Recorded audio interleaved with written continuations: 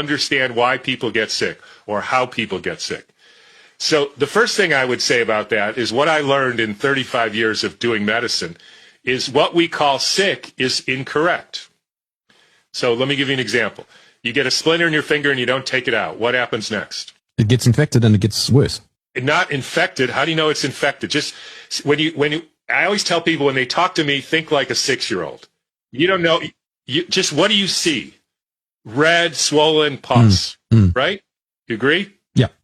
Okay. And then what happens? The splinter comes out. So is the red pus, swelling, pain, is that the therapy or is that a disease? It's your body trying to remove the splinter. It's the therapy for the splinter. That's how your body gets rid of splinters. It's not an infection. That's an abstract concept. So what about if we put debris in your lungs, like smoke and particulate matter and chemtrail dust and, what happens next? I'll definitely feel terrible. And you get a cough, right? Yes. And mucus. Yes. And you try to cough up the mucus. Yes. And they go to the doctor and he says you have bronchitis. Yes. Is the cough, mucus, feel terrible? Is that the therapy for the debris or is that a disease? Yeah, I see what you're saying. So your body is trying to get rid of that toxin. Right, so it coughs it out. Yes. So only a fool would try to keep it in your body, or a medical doctor. So you can see that what we call disease is actually your body's attempt to heal. So a lot of people have houses, and a lot of people have like an entrance or a foyer to their house. So what if somebody comes and puts a whole lot of stinky garbage in your foyer? What do you do next? Well, Remember, no, you're a 6-year-old. I'll take it out. How? I want details. Okay, so I'll go to it. I'll pick it up and I'll take it outside to the bin or whatever. Yeah, you put it in a bag. Yeah. Scoop it up, put it in a bag, take it to the garage. And then when the garbage people come, you take it out to the curb and they pick it up, right? Okay, what if somebody puts garbage in the house called your body? What do? You would do the same thing in a sense. Put it in a bag. Yes. Called a tumor. And that's stinky garbage. And then you would take it out to the curb. That's called detoxification, sweating, pooping, diarrhea, coughing, etc. But what if they keep putting garbage in your house? And then your garage gets full. Then you put it in the spare bedroom. And then you can't take it out fast enough. And then you put it in the living room.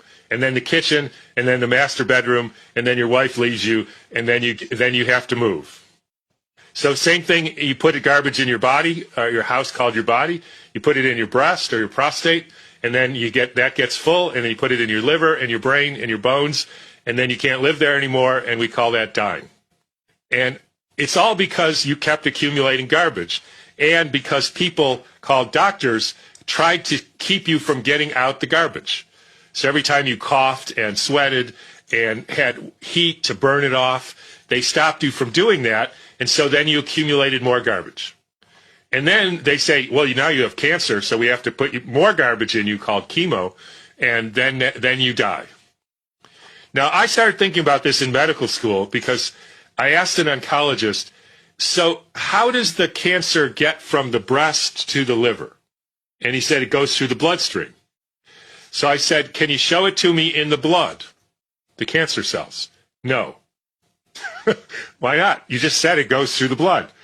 We can't show it to you. There's not enough to see. So how did the garbage get from your garage to your spare bedroom? Obviously, it crawled through the hallway. No, it didn't. You chose, because one area was full, to put it in another area. Same with your body. The breast or the prostate got full, so you put it in the next organ, which may be your liver or your bones, and then the next organ, because you don't know how to get rid of it, just like what happened with your house. And so the whole idea we have of why did I get sick means somebody poisoned you, or you're starving, or you have toxic emotions, or psychological stress, or you fell off a horse, or you have delusional ideas. That's the main one. I remember last year I was in Asia, and I flew back. Now, this was the first time I actually thought about this. When I flew back, I got a bit of a respiratory illness about 1 or 2 days after getting home.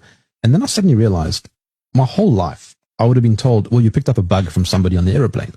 Yeah. But I thought, no, it's so obvious that I literally come from a different part of the world, different climate, different temperature, different season, lack of sleep, different food. The list of variables goes on and on and on.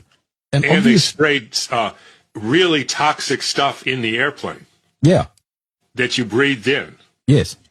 And that your body said, let's try to get rid of this because we're smart. People say, Tom, didn't you learn anything of use in medical school? I say, yes. Day one of medical school, a guy got up and said, everybody remember that the dumbest kidney is smarter than the smartest nephrologist.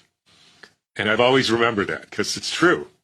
Your body knew, I don't like this aerosol shit that they sprayed on the plane, so I'm going to put it in a flow device called mucus and cough it up and make sure I rest for a day or so I get rid of it. And now you're fine.